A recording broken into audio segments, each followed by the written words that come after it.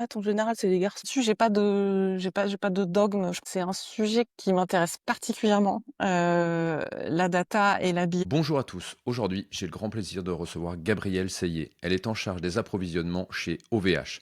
Dans cet épisode, on parlera des femmes dans l'industrie, de la gestion stock, du rôle des approvisionnements, de comment être un bon approvisionneur. Bref, un épisode riche à voir jusqu'au bout. C'est parti. Eh bien, bonjour Gabrielle, ravi de vous retrouver. Bonjour Yann. Pour commencer, pour ceux qui ne vous connaissent pas, est-ce que vous pouvez nous dire qui vous êtes, Gabrielle? Tout à fait. Alors, j'ai une formation d'ingénieur généraliste, ingénieur ICAM, et ça fait maintenant plus de 15 ans que je travaille en supply chain, principalement sur des missions approvisionnement, mais aussi, j'ai fait aussi un passage sur un périmètre, supply chain un peu plus large, avec la logistique, les transports. Mais disons, voilà, mon cœur de métier sur les 15 dernières années, c'est vraiment les approvisionnements. Et alors moi, je suis toujours assez curieux du parcours des gens, Gabriel. Quand on fait un parcours d'école d'ingénieur, c'est qu'on a un parcours souvent très scientifique. Euh, Ça nous oriente pas toujours, voire pas souvent, vers la supply chain. Comment vous avez atterri là-dedans? Tout à fait.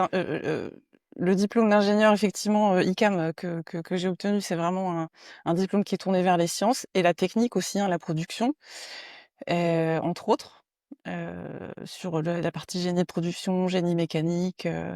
Donc c'est vrai que voilà, c'est très scientifique, très technique, mais c'est aussi un diplôme qui permet de s'ouvrir en fait les horizons sur des secteurs autres tels que la distribution. Voilà, donc c'est quelque chose qui est assez bon, généraliste, hein, voilà, comme comme c'est indiqué.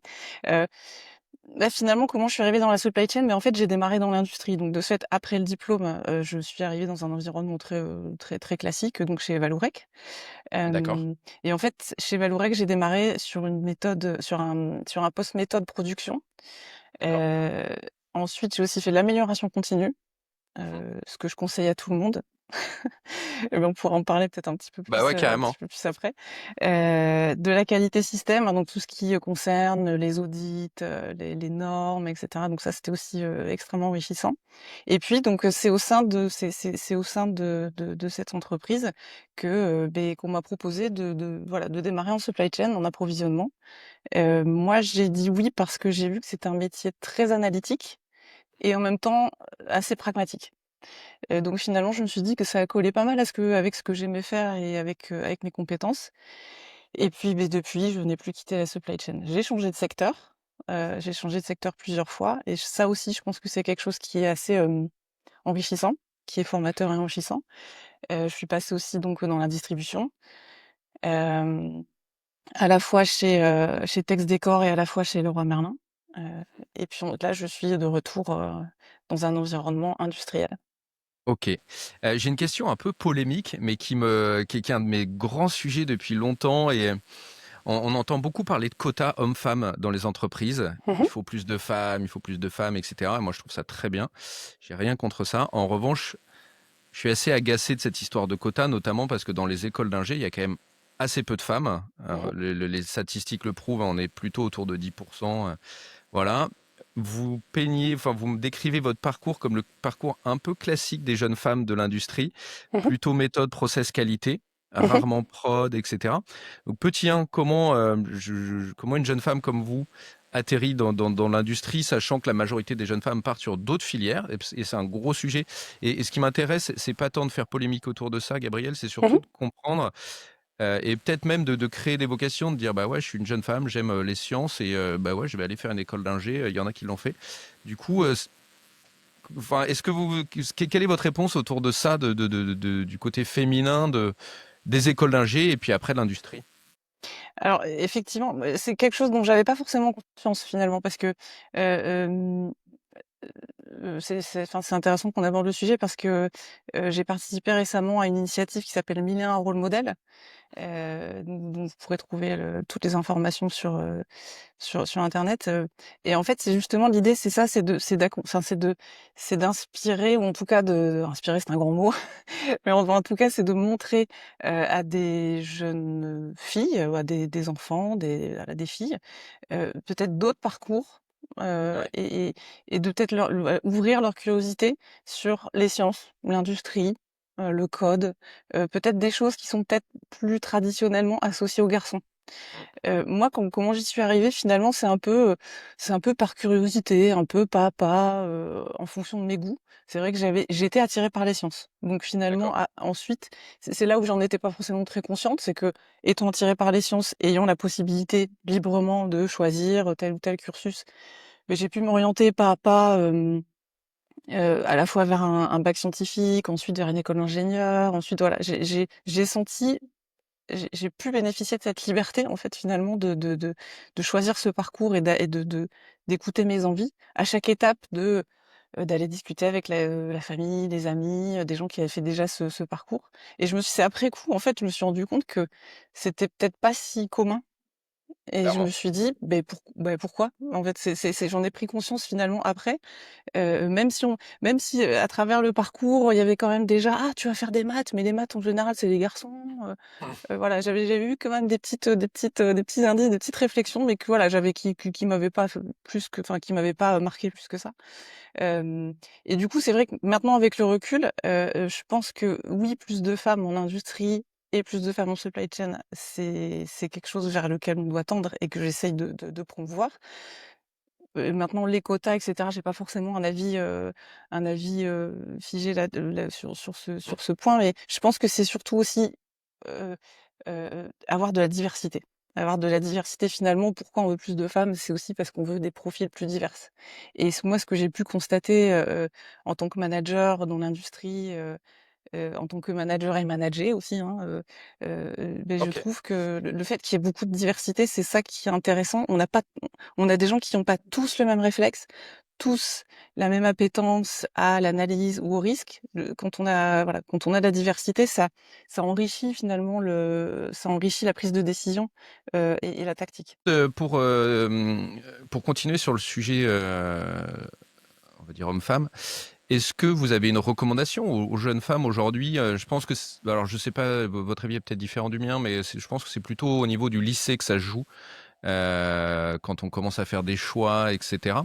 Est-ce que vous avez un conseil, une recommandation ou un message à faire passer à toutes ces jeunes filles là qui sont encore, comme on a tous été, hein, dans ce choix crucial de par où je vais? Oui, Quel serait votre message? ce serait voilà, déjà de pas se mettre de barrières. Voilà, de pas tomber dans un cliché, voilà, de pas se mettre de barrières et puis d'aller discuter avec des gens qui sont en poste, d'aller discuter avec des gens qui ont une carrière, voilà, pour laquelle on a un attrait. À la fois, parfois, pour Mmh. confirmer des choses ou justement pour, se mettre au courant de la réalité de ce que de ce que peuvent être des parcours et des difficultés ensuite. Heu, donc voilà et aller voir des gens en poste, pas hésiter à discuter avec, voilà, les profs, la famille, les amis et cetera moi c'est un peu comme ça que j'ai découvert par exemple, en discutant avec, un cousin de ma mère ce que c'était le métier d'ingénieur. J'avais aucune idée de ce que c'était. Mmh. En discutant avec, des amis de mon frère, voilà donc et pas hésiter à aller voilà, Mmh. aller et surtout ensuite, pas se mettre de barrière. Pas se dire, «Ah oui, mais ça, c'est un truc de fille» ou «Ça, c'est un truc de garçon». Parce que on s'en rend pas forcément compte, mais on est beaucoup, voilà, on a beaucoup ça en tête finalement. Heu, Mmh. Ne serait-ce que, par exemple, quand on regarde des économistes, moi, finalement, je me suis découvert là récemment l'attrait pour l'économie, mais il y a beaucoup plus d'économistes hommes que femmes. Enfin, aussi, c'est ceux qu'on voit dans les médias, par exemple. Donc voilà, de pas se mettre de barrière et puis vraiment essayer d'écouter ce dont on a envie, et je pense que c'est surtout ça la clé, en fait et penser que c'est vrai que les sciences aussi, ça donne ensuite des outils, les sciences, les maths pour aussi bien comprendre le monde et comment ça fonctionne, et donc je ne peux qu'encourager à garder toujours contact quand même, avec ces sujets et ces matières. OK, super. Et du coup, pour revenir à votre parcours, Gabriel, vous évoquiez donc un passage plutôt dans l'usine, Mmh puis un passage plutôt en supply, donc là, on va dire en support de mh. l'usine, même si c'est un peu raccourci. Est-ce que vous pensez que ce passage, alors vous l'évoquiez un petit peu là sur les méthodes et les process, mais est-ce que ou comment ce passage dans l'usine impacte après votre parcours dans la supply chain? Je pense que ça m'a apporté ce sens du terrain et de la réalité. C'est un des principes aussi qu'on retrouve dans l'amélioration continue, heu, c'est aller sur le terrain. Quand on pense qu'il y a un problème qualité, un problème process, on va rencontrer les gens, on va à l'usine, on va sur le terrain, on va voir la machine, la pièce. Ça c'est vraiment quelque chose que ça m'a apporté, et qui est très, très important à mes yeux. Et ça, c'est quelque chose ensuite que j'ai gardé dans la façon d'exercer mon métier en supply chain. Heu, Si on pense qu'on a un problème avec un fournisseur, on va visiter son atelier, on l'appelle. Si on pense qu'on a un problème, avec, une équipe en interne, on se réunit, on va sur le terrain voir la réalité des faits. OK, Gabriel, est-ce que, du coup, vous avez une recommandation pour les jeunes filles, qui se questionnent, on va dire en cours de lycée sur, la poursuite, vers des études un petit peu plus, scientifiques, voilà, dans les différentes options qui s'offrent Mmh à elles? Bah, voilà, ce que je peux recommander, c'est vraiment de se questionner sur ses propres envies, sur ce qu'on a envie de faire et ouais, vraiment sur ses envies, puis de pas, rester sur, peut-être des clichés qu'on peut avoir en tête, parce que malgré tout, on est toujours un petit peu orienté, par des images, qu'on voilà, de que qu'on a en tête, donc voilà, vraiment se sentir libre, ne pas avoir peur, en fait. C'est aussi quelque chose dont je me suis rendu compte, c'est que parfois, les filles ont tendance à avoir un peu plus de crainte, un peu plus peur, que les garçons. Alors je dis ça, parce que bon, j'ai passé du coup pas mal de temps dans des cursus un petit peu plus masculins, donc pareil, je ne voudrais pas non plus, créer un cliché, en disant ça. Non, il faut pas, mais c'est important d'en parler aussi je trouve de dire que, tiens, l'école d'ingé, c'est pas que finir, en mécanique, Tout à fait. et que même en mécanique, parce que moi j'ai des amis, femmes qui ont fait, ingé plutôt spé méca et qui s'éclatent de dingue, quoi, donc voilà, moi, c'est aussi ça que j'ai envie d'entendre, c'est Et de oui, c'est ça, et que finalement, ces jeunes filles, telles que moi j'ai pu le faire et plein d'autres femmes également, bah, pourront créer la carrière qu'elles souhaitent, sans voilà, sans se limiter forcément à des choses très classiques. Et l'idée, c'est aussi ça, c'est de pas se dire: «Ah, parce que je vais faire, des mathématiques ou de la méca ou de la productique, je vais forcément avoir ce type de carrière, ce type de job». Finalement, là, les choses s'ouvrent de plus en plus, et voilà, il faut se libérer de ses peurs, se sentir libre d'aller vers ce qui nous plaît, sans se dire qu'on va tomber dans telle et telle, voilà, telle et telle, case, finalement. OK. Vous évoquiez tout à l'heure votre parcours industriel et l'impact que ça a eu. Comment ça impacte aujourd'hui, ce passage en usine sur les méthodes, les process et cetera? Comment ça impacte le quotidien, dans la supply chain? Alors ce que ça m'a apporté, de démarrer, on va dire, vraiment en atelier dans la réalité de la production, mais c'est justement ce sens du terrain et un pragmatisme, de voilà, d'aller là où les choses se passent, d'être vraiment factuel. Quand on a un problème qualité sur un produit, quand on a un process qui se passe pas bien, et ben, on va le sur le lieu de l'action. On y va, on va voir, on va regarder. On reste pas sur, des idées préconçues. Si je peux citer des exemples, voilà, quand on voit que, en termes de process métier, il y a des choses qui se passent pas bien avec, je sais pas, la comptabilité ou les achats, mais on va les voir. On prend des exemples et on discute. Quand on voit qu'il y a une machine, sur laquelle, on a des choses qualité qu'on comprend pas forcément, on va sur la machine, on va voir les opérateurs, on va discuter avec les gens qui travaillent au quotidien avec cette machine, et on est vraiment l'idée, c'est de vraiment être factuel, hem bah, c'est un des principes de l'amélioration continue, hein, finalement, donc là, Mmh. là-dessus, on est complètement en ligne, mais c'est vrai que c'est avec le surtout quand on est sur des postes de management, on peut parfois, tomber dans voilà, ce syndrome un peu de déconnecter avec les réalités, d'une application, d'une machine, et c'est valable en usine, mais également quand on est sur, par exemple, de la distribution. Quand on voit qu'avec un fournisseur, il y a des voilà, il y a des choses qui se passent pas comme c'est prévu, on va visiter le fournisseur, on l'appelle, on va le voir, on va voir les on discute avec les équipes, donc vraiment d'être factuel. Ça, c'est vraiment quelque chose que j'ai retenu, D'accord. et qui me guide encore maintenant, quel que soit le domaine d'activité. OK et du coup pour, rentrer dans la supply, quel était votre, parcours dans la supply jusqu'à aujourd'hui? Heu, Quelles ont été ouais. les étapes et du coup comment, la question sous-jacente, c'est aussi comment on devient, responsable appro, responsable supply chain ou en tout cas les positions sur Mmh mh. lesquelles vous êtes? Alors la 1re le premier job que j'ai, que j'ai occupé en supply chain, c'était responsable approvisionnement d'une usine, donc chez Vallourec. Donc là, c'était dans le cadre d'un mouvement interne. Heu, Là, ce que j'ai fait à ce moment-là, c'est que à l'époque, c'était la PIX, j'ai potassé, j'ai potassé aussi, bah, c'est les formations en fait, les formations et les supports. Donc aller lire des Mmh. articles aussi, se renseigner. Ça, c'est aussi quelque chose qu'on apprend, en tant qu'ingénieur, c'est, d'aller récolter de l'information, hem, sur un domaine qu'on connaît pas forcément.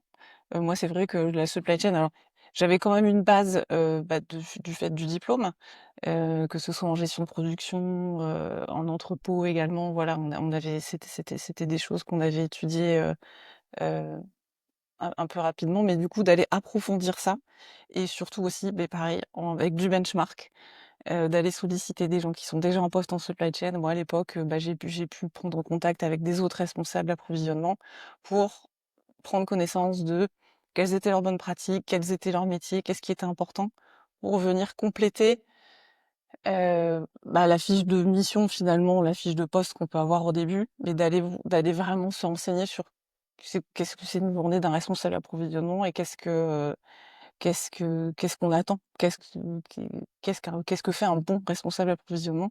Donc voilà, multiplier les sources d'informations, aller se renseigner, rester curieux et surtout aller sur, voilà, aller sur le terrain. Discuter avec les équipes aussi. À chaque fois que j'ai pris une équipe en main, j'ai vraiment passé du temps avec eux au quotidien, pour voir quelles applications ils utilisaient, quels contacts avec les fournisseurs, quels contacts avec les autres équipes pour vraiment bien comprendre leur métier aussi. Justement Gabriel, c'est quoi un bon responsable approvisionnement? Alors, un bon responsable approvisionnement, mais pour moi, le cœur de métier, c'est vraiment modéliser les choses. C'est-à-dire que, D'accord. la question à laquelle on doit répondre quand on est responsable approvisionnement, c'est: «Qu'est-ce qu'on doit stocker? Est-ce que je dois stocker des choses? Qu'est-ce que je dois stocker? À quel Mmh. niveau? Pourquoi? Dans quel délai? Et dans quelle utilité finalement pour le business?» OK. Ça, c'est vraiment des choses qui sont importantes. Et là-dessus, mais pareil, il y a des choses qui existent déjà en termes de modélisation, c'est-à-dire est-ce qu'on est dans un cadre de besoin dépendant avec un assemblage ou est-ce qu'on est dans un besoin indépendant? Et voilà, tout ce qui est, littérature APIX, apporte déjà beaucoup de bonnes pratiques et beaucoup de clés. Hem, donc je dirais, oui? Juste, Gabriel, juste, un petit aparté. Est-ce que vous pouvez, éclairer ceux qui ne savent pas ce que c'est que l'APIX? Alors, l'APIX, maintenant ça s'appelle, l'ASCM, donc Association for Supply Chain Management. Donc c'est une association, je pense que c'est une association américaine à la base, qui en fait, regroupe et propose a fait un recueil en fait de bonnes pratiques supply chain. Donc c'est pas normatif, hein, ce sont pas des normes à proprement dit, comme on peut avoir, au niveau de l'ISO par exemple.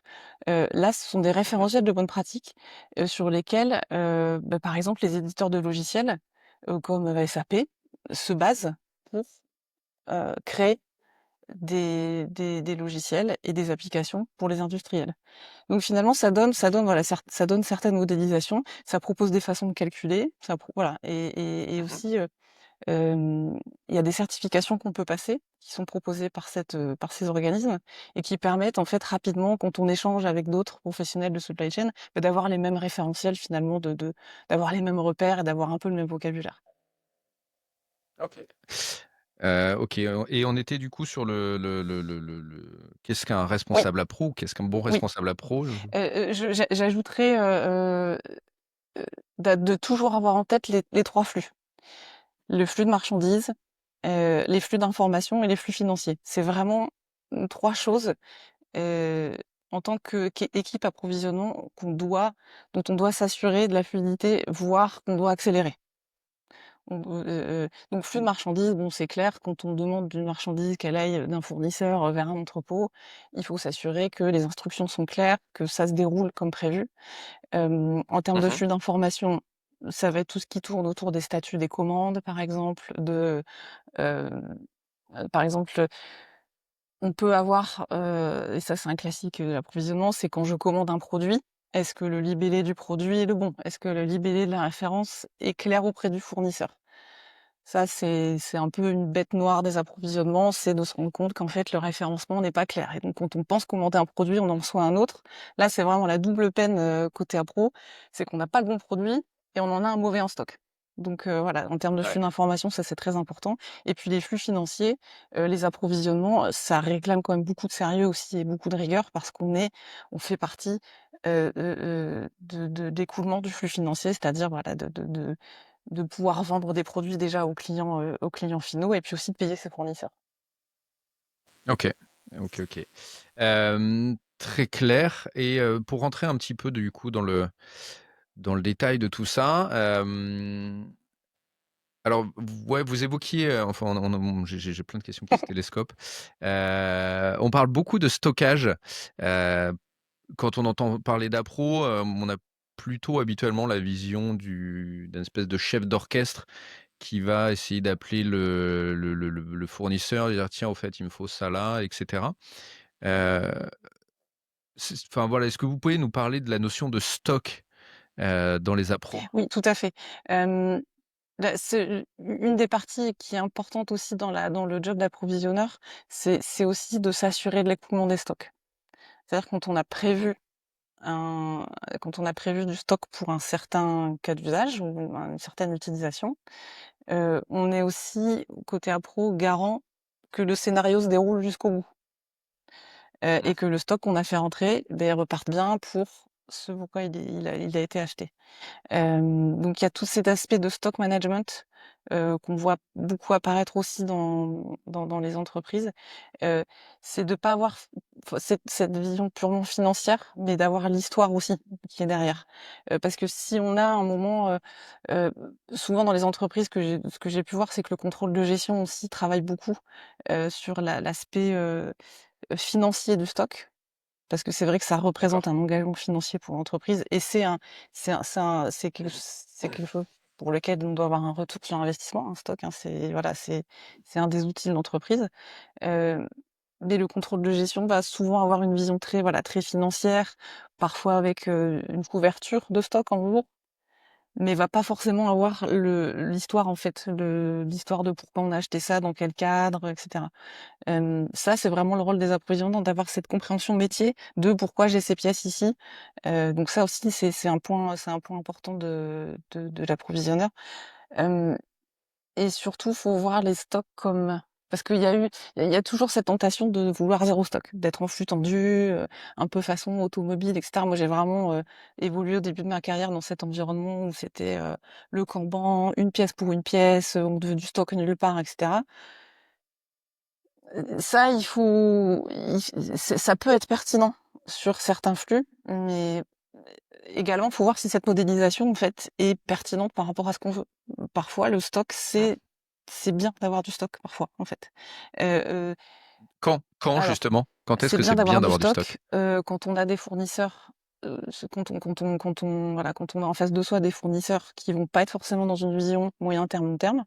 Donc quand on a Mmh. des achats, qui sont très, conjoncturels, là, dans ce cas-là, si on a un lot de pièces, à un prix intéressant, ça peut être intéressant de prendre un stock. Si par rapport à la segmentation client, On se rend compte que, on a en face des clients qui vont un p voilà, qui vont accepter des produits qu'on a en stock, avec une substitution qui est possible et cetera. Ça peut être intéressant d'avoir du stock parce que ça peut permettre d'aller attraper des clients qu'on pourrait pas Mhm. attraper sans le stock. Donc ça, c'est du coup, D'accord. c'est des discussions, c'est cette façon de modéliser les choses.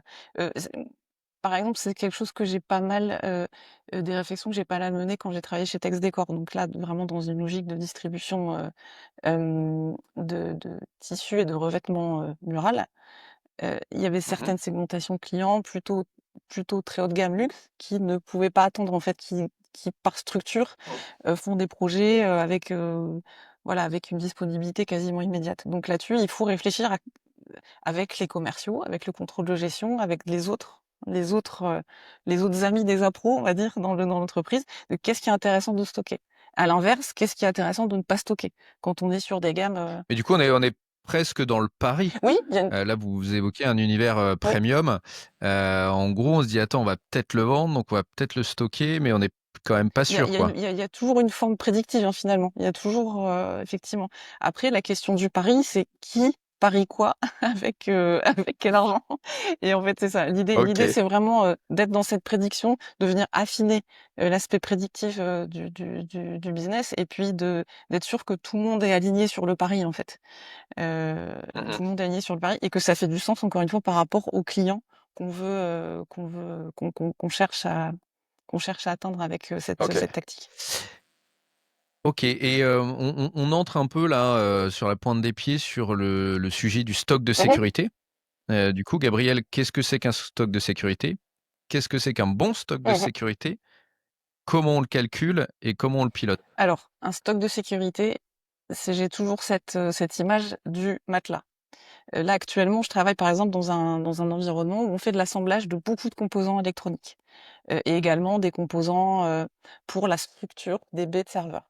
Donc on a beaucoup de références, heu, très diverses. On a des pièces qui sont Mhm. très coûteuses parce que c'est de l'électronique très coûteuse et puis on a des pièces, d'assemblage de câbles, pour le La refroidissement de la visserie, des visserie, d'un petits. quincaillerie. Ok. Donc que la tentation peut être d'appliquer le même modèle pour tout le monde et de se Ouais. dire: «Je prends, ma littérature stock sécurité, je prends ma petite formule et puis, voilà et je déroule, pour tout». Là où il faut être malin, faut se dire qu'un stock de sécurité, c'est un matelas en cas d'aléa. C'est-à-dire que c'est un matelas qui vient en plus de la formule de base qu'on utilise pour calculer les besoins. Là, en l'occurrence, dans le business dans lequel je travaille, on utilise le MRP, donc c'est-à-dire que c'est, dépendant des nomenclatures et du lead time. On approvisionne au plus juste, au plus tard. OK. Le matelas de sécurité vient en plus de ce calcul MRP.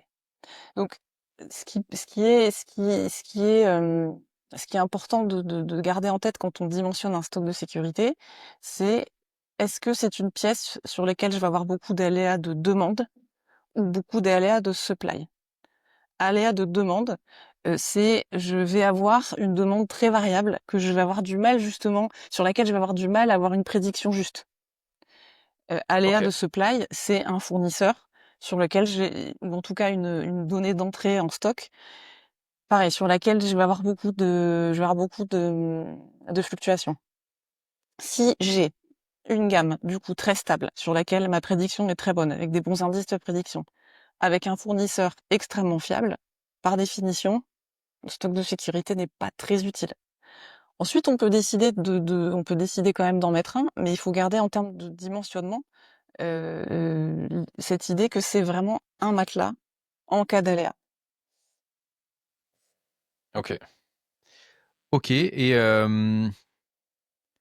comment, enfin, comment on détermine enfin, l'aléa, il est par nature aléatoire et comment dire, Mmh. imperceptible, ou en tout cas, on peut assez peu l'anticiper. Est-ce que vous avez des référentiels, je sais pas, l'aléa transport de l'étranger, c'est tant de stock, ou l'aléa production, c'est tant de stock? Comment parce que enfin, on peut pas même mettre le même stock tampon pour toutes les Mmh. pièces, parce que, enfin voilà, c'est 10%, c'est 10%. Enfin, je me trompe peut-être, mais comment vous Comment on fonctionnez quantifie là-dessus? ça?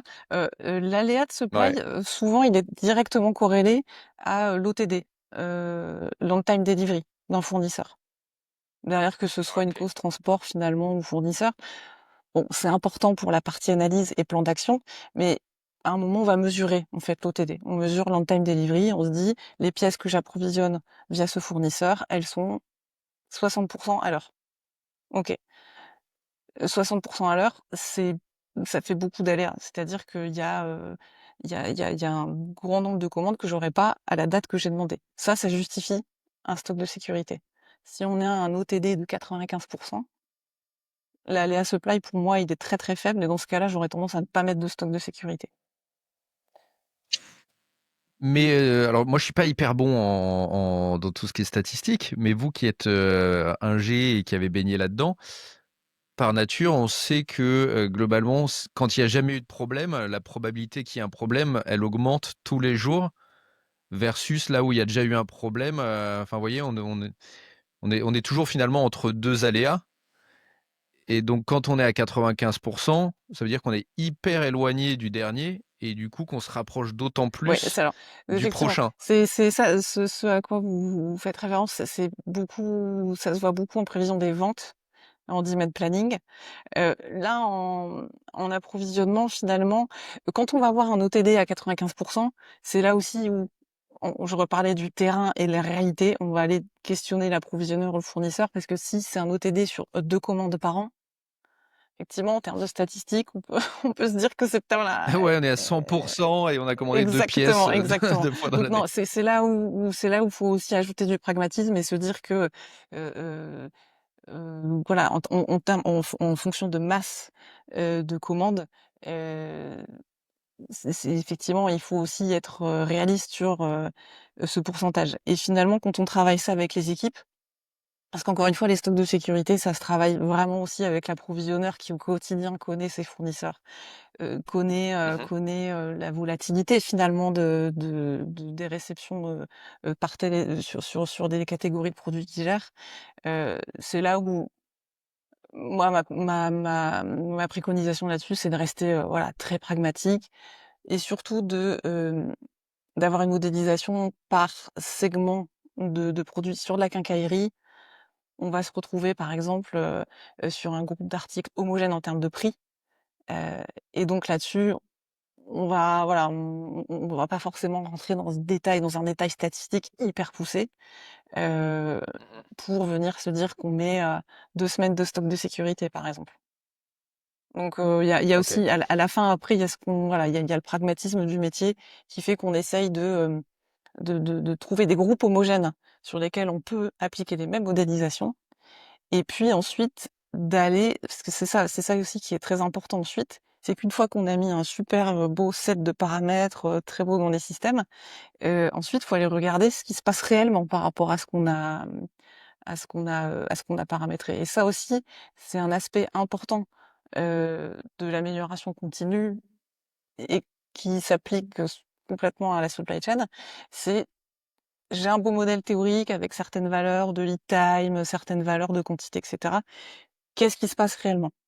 À un moment de toujours vérifier le réel par rapport au théorique, pour pouvoir venir, corriger éventuellement les choses et questionner les modèles, en fait. OK. On va y revenir, mais j'ai juste une question sur l'aspect Mmh. humain parce que, alors moi je le vois en tant que recruteur, mais je pense que vous le voyez encore plus. Quand vous managez une équipe, il y a fatalement des gens qui vont être meilleurs et moins bons que d'autres.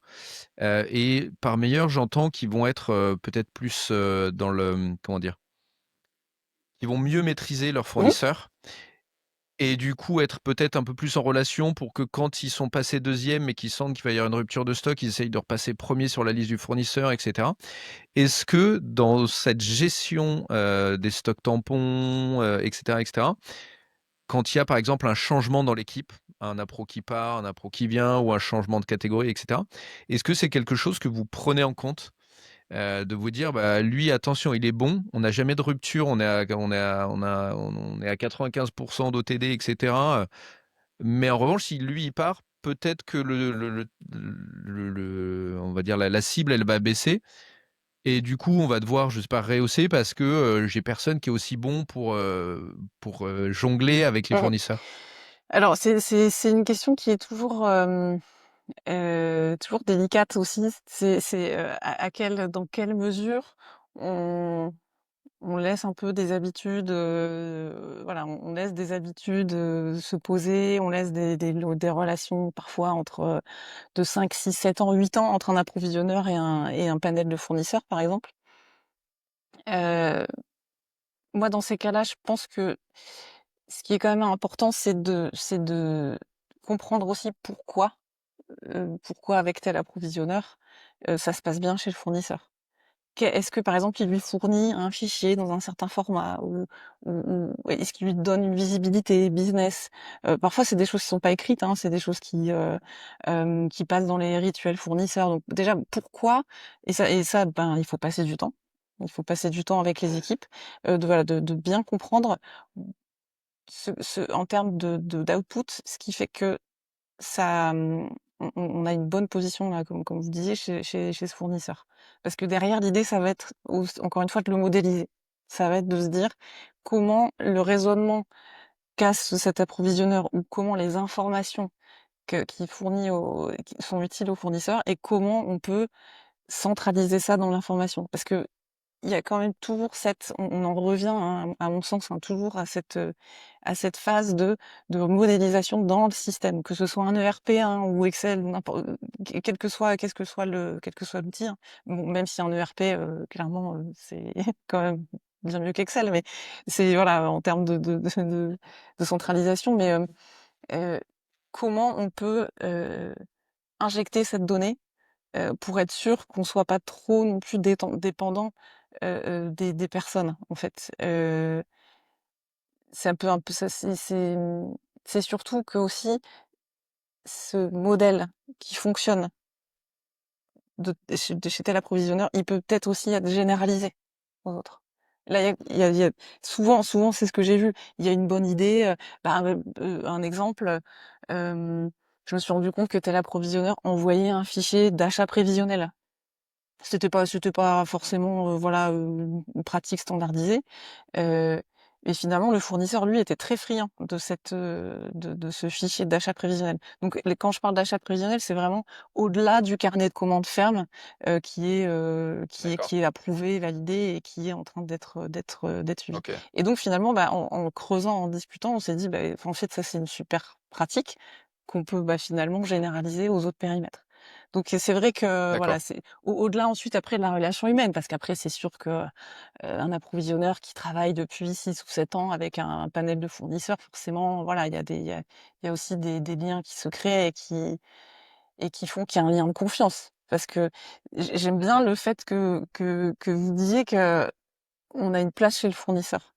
Et c'est vrai que là, ça fait sur les 2 dernières, missions que j'ai effectuées, je me suis rendu compte qu'il fallait, en fait, aller conquérir un peu le fournisseur. Ce qui pareil est un peu différent il y a 15-20 ans, cette vision qu'on pouvait avoir «Le fournisseur est à mon service». «Le fournisseur va Mm. tout faire pour me vendre des pièces». C'est pas toujours vrai, particulièrement dans la partie textile et décoration. Il fallait donner envie aux fournisseurs de fournir, en fait. Donc c'est, Ouais, et puis même quand on est sur des périodes de tension, quand vous avez une bonne relation, vous allez peut-être réussir à repasser tout à sur le fait, dessus de la pile, là où si vous le traitez mal, tout à fait. vous faire passer en fin de rideau, vous dire: «Bah, désolé, Je allez, suis tu souffles, toujours je quoi». suis toujours, par exemple, sur le sujet des pénalités de retard, c'est toujours quelque chose qui peut être tentant, hein. Ça peut être tentant de tout contractualiser, de se dire: «Alors j'ai un OTD, je mesure, si, voilà, s'il y a un cheveu qui dépasse, hop, une pénalité de retard». La question déjà qu'il faut se poser, c'est pourquoi il y a du retard, en fait? Pourquoi il y a du retard? Qu'est-ce qu'on fournit pas comme information, comme visibilité? Est-ce que nos lead times sont trop courts, en fait, tout simplement? Est-ce que les lead times sur lesquels on s'est mis d'accord sont trop courts? Moi, récemment, je me suis rendu compte que j'avais un fournisseur qui remettait des lead times toujours trop courts, mais pour bien faire. «Ah oui, tel produit, ah oui, Mmh. je peux le faire en 4 semaines. Pas de problème, 4 semaines». Et en fait, quand on a regardé la réalité des livraisons, c'était 6. Clairement, on lui a dit: «Beh, écoute, ce qu'on va faire, c'est D'accord. qu'on va mettre 6 semaines et puis bah, son OTD c'est amélioré, c'est amélioré de fait. Donc et là, si on avait eu une approche pénalité de retard, c'était peut-être pas pertinent à ce moment, à cet instant avec ce fournisseur. Donc ça aussi, c'est quelque chose qu'on voit beaucoup dans la littérature et voilà, qui peut être aussi tentant. Mais moi, je pense quand on en arrive aux pénalités de retard, il y a d'autres questions sous-jacentes en fait avec le fournisseur qu'il faut peut-être adresser. Est-ce qu'il veut vraiment travailler avec nous et est-ce qu'on lui achète la bonne typologie de produit. Enfin, est-ce qu'on est bien calé en fait en termes de sourcing. Donc, je suis pas forcément toujours fan OK.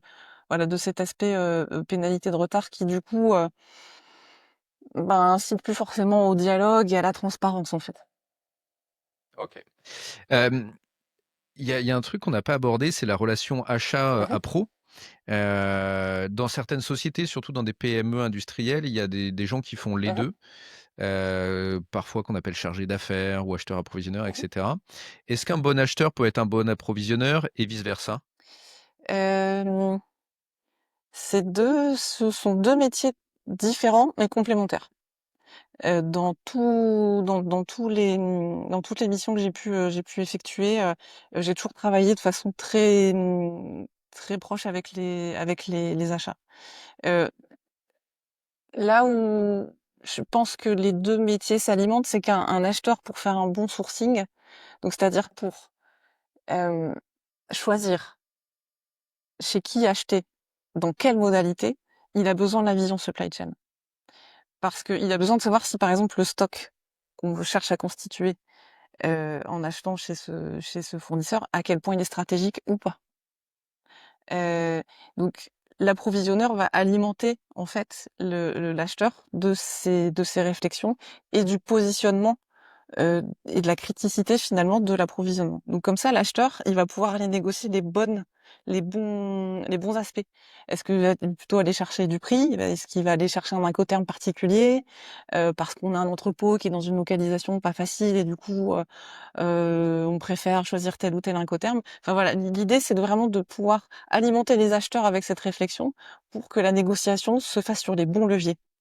Heu et à la fois, l'acheteur, va venir voir, la supply chain et les approvisionnements pour avoir la réalité, des livraisons en termes de quantité, on en revient à l'OTD, on time delivery. Donc c'est vraiment 2 métiers qui s'alimentent. Après la question c'est voilà, qui veut faire, voilà, qui veut faire quoi? C'est vrai que, la partie acheteur, elle a cette phase de négociation et de recherche de fournisseurs, de vraiment aller défricher, aller défricher des marchés, être vraiment en veille, qui est différente de ce qu'on fait en approvisionnement. Il y a un sujet qu'on aborde depuis longtemps, mais moi je trouve ça assez nébuleux et j'ai pas l'impression qu'on soit allé dans le fond des choses, c'est le sujet de la data, heu et surtout de la gestion Mmh. de ça.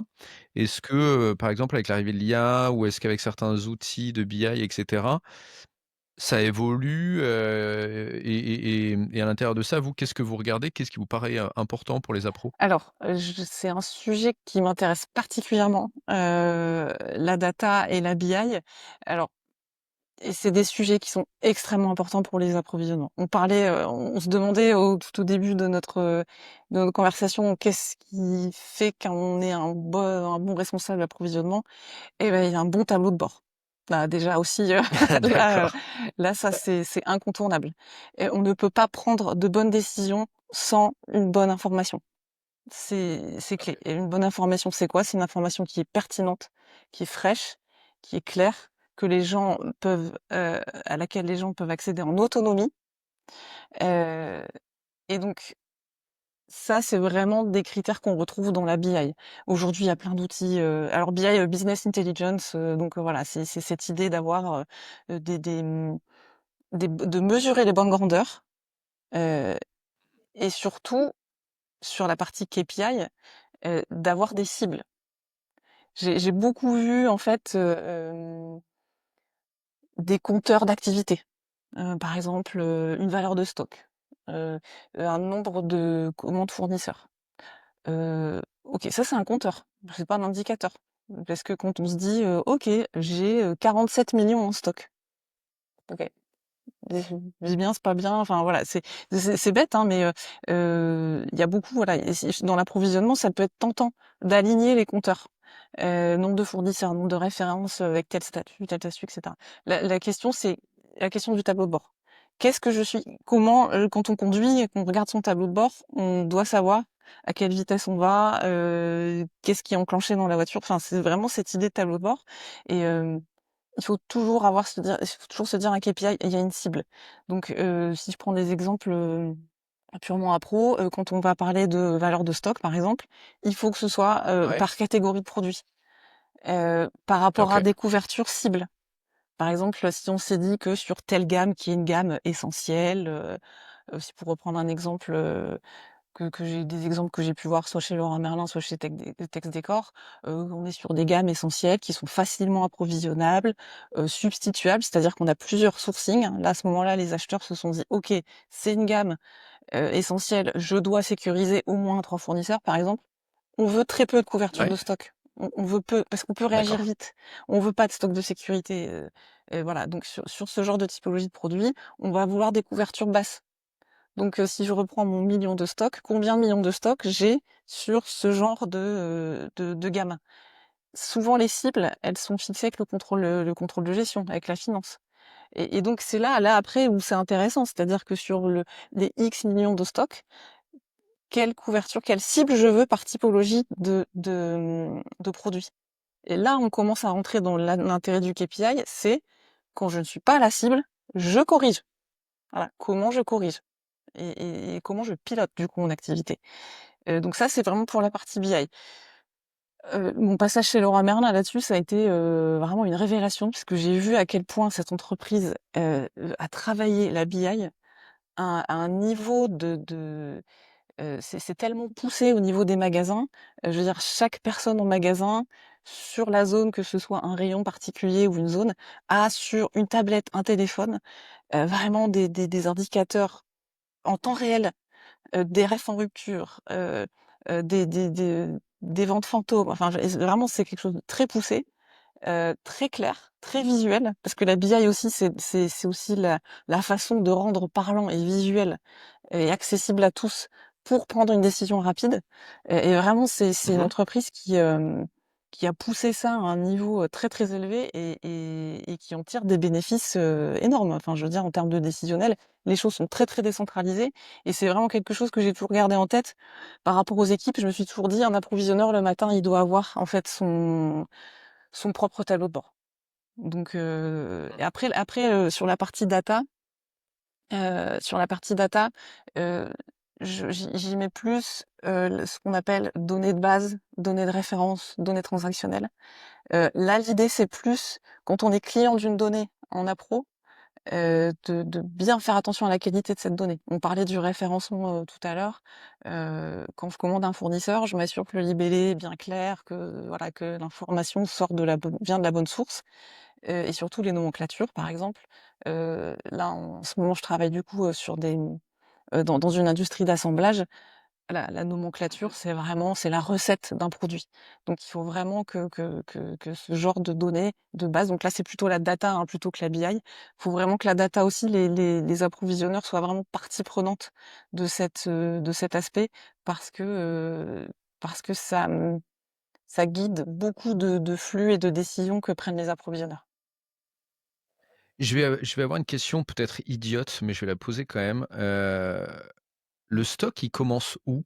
Parce que globalement, on va dire, quand le colis, le container et cetera part de l'usine fournisseur, est-ce qu'il est en stock ou pas? Est-ce que le stock, c'est quand il arrive dans l'usine qu'il est prêt à envoyer?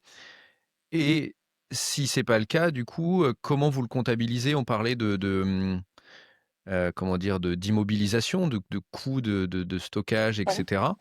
Enfin voilà, il y a cette espèce il y a un temps mort entre, bah, pour le fournisseur, il est plus dans son usine, donc il est plus Mmh. chez lui et vous, il est pas physiquement prêt à être produit dans l'usine. Donc est-ce que ça fait partie des indicateurs que vous regardez pour vous dire: «OK, en fait, on a du stock, mais on a vachement plus de stock parce qu'il y a un container qui arrive demain» ou à contrario, il y a pas de container et enfin voilà, je sais pas si c'est une question à la Non, noix, non, mais je la alors pose quand même. c'est une question qui touche à la finance, au flux financier, donc C'est toujours une question importante. Hem, c'est vrai que j'ai coutume de dire qu'en approvisionnement, nous, on travaille beaucoup à la pièce et on a quand même le sens du composant qu'on approvisionne. Malgré tout, il y a des impacts financiers importants. Donc par rapport à l'Incoterm, Ouais. justement, en fonction de l'Incoterm, le transfert de propriété peut se faire dès la sortie d'usine du fournisseur ou alors elle peut se faire vraiment à la porte de notre entrepôt. Donc voilà, et ce choix d'Incoterm aussi, il doit être fait, en pertinence par rapport à la valeur des produits. C'est vrai qu'en termes financiers, on va avoir tendance à retarder l'entrée en stock dans les comptes de l'entreprise. Heu, Mmh. main Ça, c'est d'un point de vue financier. Parfois, côté approvisionnement ou côté criticité, on va être tenté justement de prendre propriété, possession, en tout cas contrôle, des transports, par exemple, au plus tôt. Parce qu'on sait que ça peut être un Oui. marché. Donc ça, c'est vraiment pareil, il faut vraiment, en termes de segmentation produit, voir ce qui est le plus intéressant. OK. OK, OK. On parle beaucoup des méthodes FIFO, LIFO, enfin bref, il y a tout un tas de méthodes. C'est quoi pour vous les incontournables ou les ouais, celles qui sont, enfin voilà, ça on n'y touche pas quoi, ça fait partie de la pièce à outils, de la boîte à outils de l'approvisionneur? Alors là, cette partie FIFO-LIFO, elle est vraiment plutôt liée à la logistique pure. Voilà, donc c'est-à-dire, Alors on juste, je parle de FIFO, LIFO, on en parle aussi en finance, le mmh, FIFO, LIFO, mais je cite cette méthode-là, il y en a d'autres, on a parlé de plein de choses depuis qu'on discute.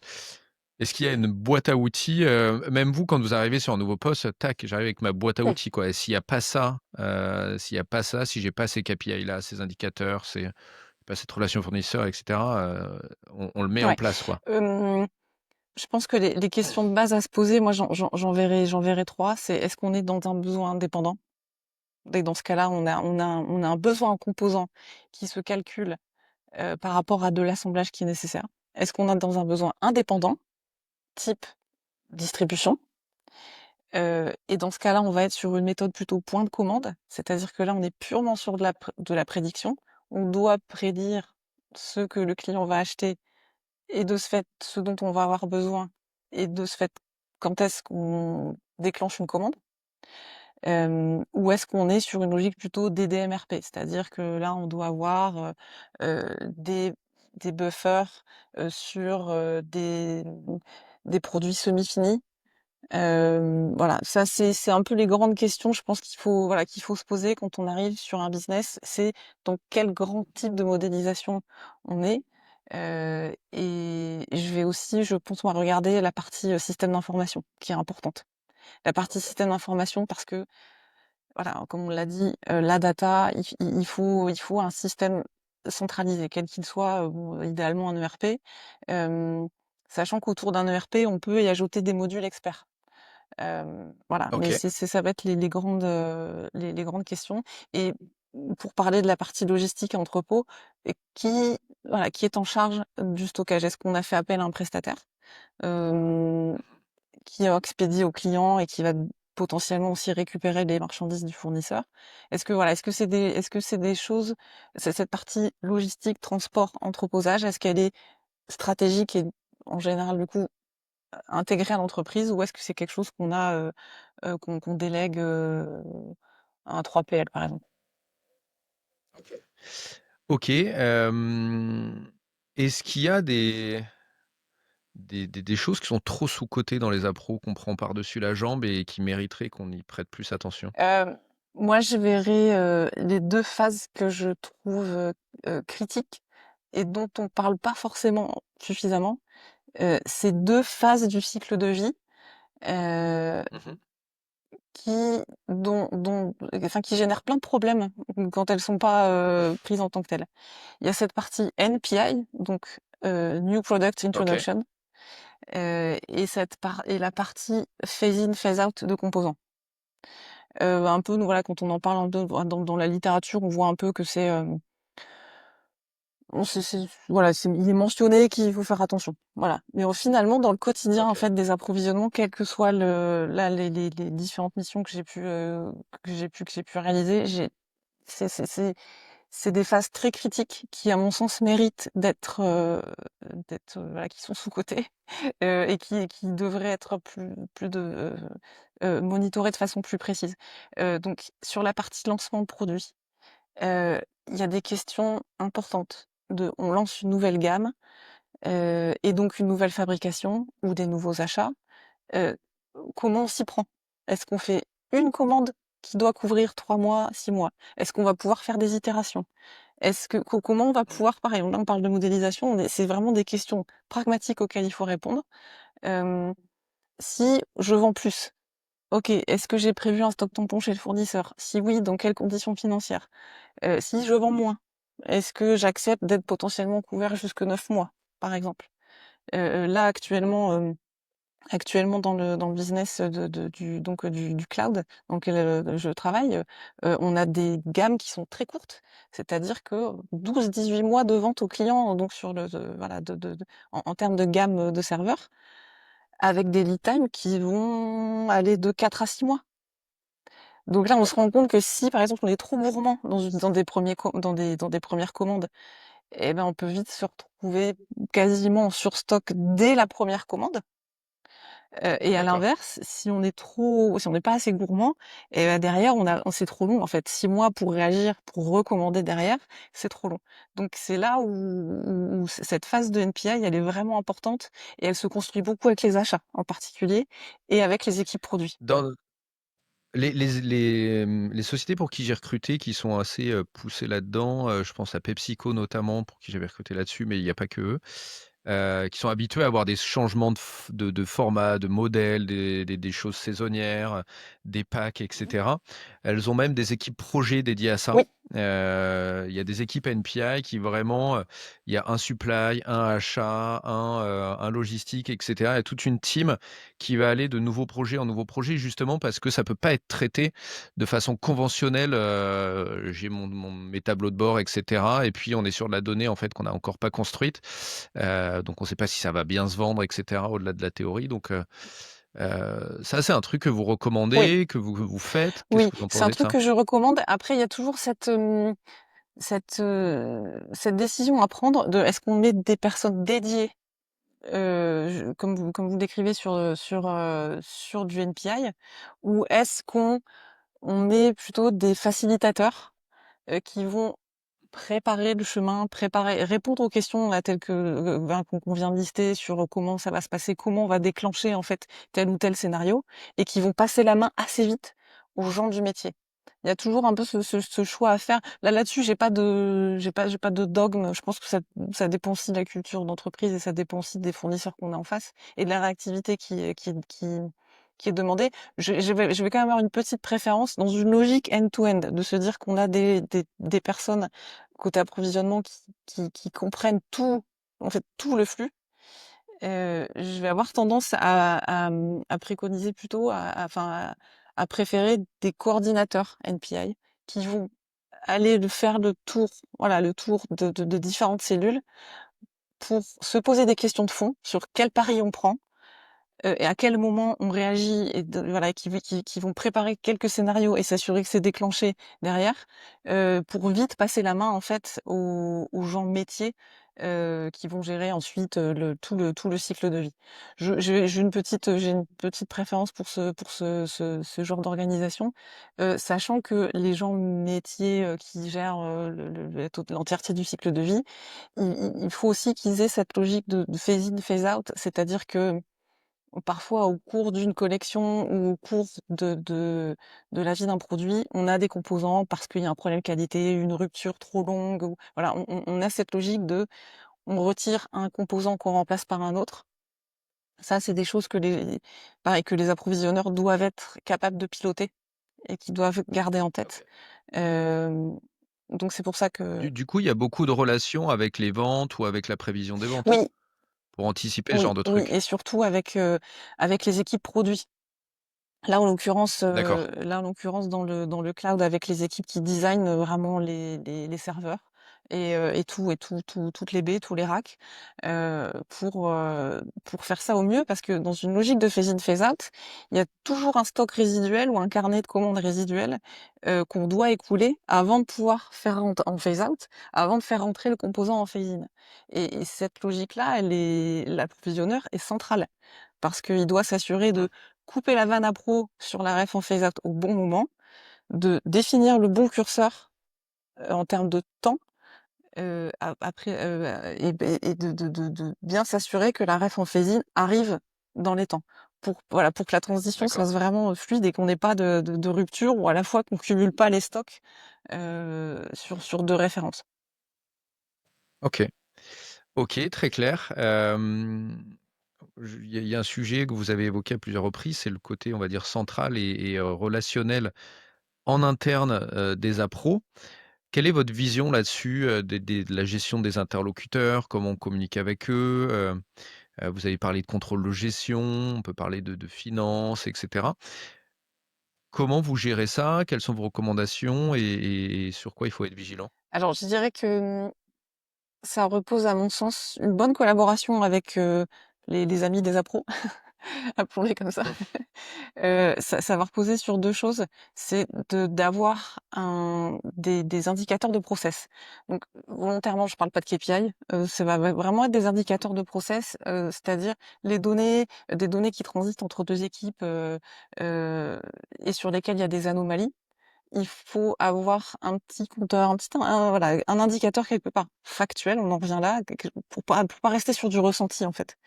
Hem et donc il y a cette partie indicateur sur laquelle je vais revenir, et puis et une partie de rituel. Voilà. L'idée, c'est vraiment d'avoir un rituel à la bonne fréquence, si possible documenté. Hem il y a des voilà, il y a des outils très bien pour éviter de s'envoyer des mails et cetera. Il y a des outils, de type, Jira, Ticketing, enfin autres, qui permettent d'avoir vraiment des pages sur lesquelles des pages partagées sur lesquelles de semaine en semaine, on peut venir s'ajouter des faits marquants, un peu comme un journal de bord en fait, en ligne, on va dire. OK. Donc ça, c'est vraiment des choses que je recommence, qui sont très, très, très simples en fait à mettre en place, qu'on peut remplir pendant le rituel. Heu et donc à mon sens, il doit y avoir minimum un rituel achat, un rituel, Mmh. intra-supply chain avec, la logistique, le transport, hem et plutôt une partie, finance. Après, à voir comment on se maille avec la prévision des ventes aussi. Là, pareil, en fonction du business, est-ce qu'on se maille pas plutôt avec les équipes produits, ou directement pluguer avec la partie demand planning? En termes d'indicateurs de process, si je peux donner un exemple, là, actuellement, entre l'équipe approvisionnement et l'équipe logistique, on a des réceptions non conformes. Voilà, on a juste un compteur de réceptions non conformes, et on se dit: «OK, tous les mois, on regarde combien, de réceptions étaient non conformes». On discute des exemples et on regarde les actions correctives, à mettre en place pour améliorer et fluidifier en fait ce flux de marchandises. Donc du de la data, des faits et du rituel. OK. On a fait un long, enfin voilà, on a pas mal parlé. Je pense qu'on aurait encore plein de trucs à dire, mais on va finir par assommer tout le monde. Une dernière question, Gabriel. Quelles questions je dois poser aux approvisionneurs que j'ai en entretien de recrutement pour être sûr que ce sont de bons approvisionneurs? Hem, je dirais de leur poser la question de, à leur sens, heu, qu'est-ce qu'un bon fournisseur? D'accord. Voilà, pour créer ce dialogue autour de ça. Et puis, de leur poser la question sur quelle méthode ils vont se baser, en fait, pour déclencher des commandes. Vraiment, heu et dans quel cas, justement, il ne faut pas commander aussi. Pour avoir vraiment pour l'idée, c'est vraiment d'avoir cette notion d'alerteur. Parce que ce qui est important en approvisionnement, c'est qu'il y a une masse d'informations très importante. Et je pense qu'un bon OK. approvisionneur, il doit avoir cet état d'esprit de laisser l'ERP où il y a toujours un outil de calcul à pro, hein. On voit quasiment Mmh. plus maintenant des gens qui font des calculs, rêve par rêve, quoi. Il y a beaucoup d'informations, donc l'idée c'est de se dire: «J'ai une machine qui travaille pour moi sur 80 des références. Comment je détecte les 20 des références qui ne suivent pas le modèle ou pour lesquelles le modèle n'est pas adapté? Quelle épuisette j'utilise pour aller capter ces références-là. Pour moi, c'est vraiment une compétence clé de l'approvisionneur. OK, super. Bah, merci beaucoup Gabriel, merci pour ce tour complet. Je crois qu'on avait encore plein de trucs à dire, mais s'il faut, on refera un 2e Avec épisode. En tout plaisir. cas, merci beaucoup, merci d'avoir pris le temps de discuter avec moi. Bonne journée. Merci beaucoup Yann. Au revoir.